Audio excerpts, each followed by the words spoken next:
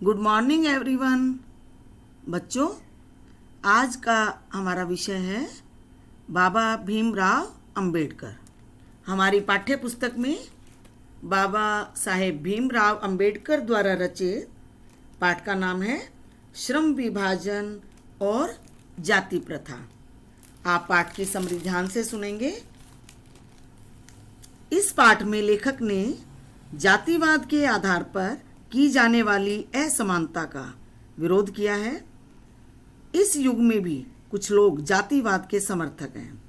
वे मानते हैं कि कार्य कुशलता के आधार पर श्रम विभाजन आवश्यक है, लेकिन इसमें आपत्ति इस बात पर है कि जातिवाद श्रम विभाजन के साथ साथ श्रमिक विभाजन भी करता है।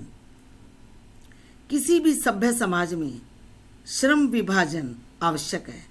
श्रम विभाजन का मतलब है काम का बंटवारा, लेकिन भारत की जाति प्रथा श्रमिकों का अस्वाभाविक विभाजन करती है और इन वर्गों के आधार पर एक दूसरे को ऊंच नीच करार देती है। जाति प्रथा को यदि श्रम विभाजन मान लिया जाए तो भी यह मनुष्य की रुचि पर आधारित नहीं है। सक्षम समाज को चाहिए कि वह व्यक्तियों को अपनी रुचि के अनुसार पेशा चुनने के योग्य बनाए। इसके विपरीत जाति प्रथा मनुष्य को माता पिता के सामाजिक स्तर के अनुसार पेशा अपनाने के लिए मजबूर करती है। जाति प्रथा मनुष्य को जीवन भर एक ही पेशे के साथ बांध देने की दोषी है। हिंदू समाज में पेशा बदलने की अनुमति न होने के कारण कई बार बेरोजगारी की समस्या सामने आती है। जाति प्रथा से किया गया श्रम विभाजन स्वेच्छा पर निर्भर नहीं होता, यानी अपनी इच्छा पर निर्भर नहीं है।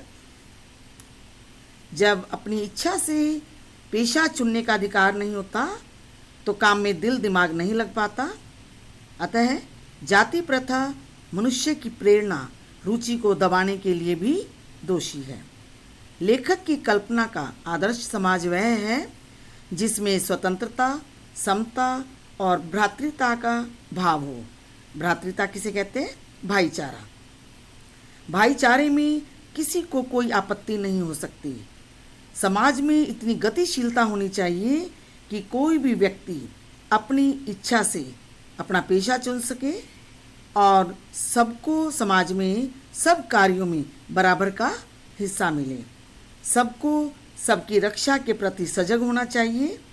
सबको सामाजिक संपर्क के साधन और अवसर उपलब्ध होने चाहिए। भाईचारा दूध और पानी के मिश्रण की तरह होना चाहिए। इसी का दूसरा नाम लोकतंत्र है। आवागमन, जीवन तथा शारीरिक सुरक्षा की स्वतंत्रता का विरोध कोई नहीं करता। संपत्ति रखने, जीविकोपार्जन के औजार तथा सामान रखने के अधिकार पर भी किसी को कोई आपत्ति नहीं है, लेकिन मनुष्य के लक्षण और प्रभावशाली प्रयोग की स्वतंत्रता देने के अधिकार के लिए लोग तैयार ही नहीं होते। इसके लिए अपना व्यवसाय चुनने की स्वतंत्रता देनी होती है। इस स्वतंत्रता के अभाव में मनुष्य दास्ता में जकड़ा जाता है, यानी गुलामी में। दास्ता अर्थात गुलामी केवल कानूनी ही नहीं होती। जहाँ दूसरों के द्वारा निर्धारित व्यवहार और कर्तव्यों का पालन करना पड़े उसे भी दास्ता ही कहते हैं। जाति प्रथा में भी अपनी इच्छा के विरुद्ध पेशे अपनाने पड़ते हैं। मनुष्य की क्षमता 3 बातों पर निर्भर करती है: शारीरिक वंश परंपरा, सामाजिक उत्तराधिकार और मनुष्य के अपने प्रयत्न। अब प्रश्न यह है कि तीनों दृष्टियों से मनुष्य समान नहीं होते, लेकिन तब भी क्या समाज को उनके साथ असमान व्यवहार करना चाहिए? इसका स्पष्ट उत्तर यही है कि असमान प्रयत्न के कारण असमान व्यवहार करना तो उचित है, लेकिन उसमें भी सबको अपनी क्षमता विकसित करने के पूरे अवसर देने चाहिए। लेखक मानता है कि वंश परंपरा और सामाजिक प्रतिष्ठा के आधार पर असमानता नहीं की जानी चाहिए। इससे केवल सुविधा संपन्न लोगों को ही लाभ मिलेगा।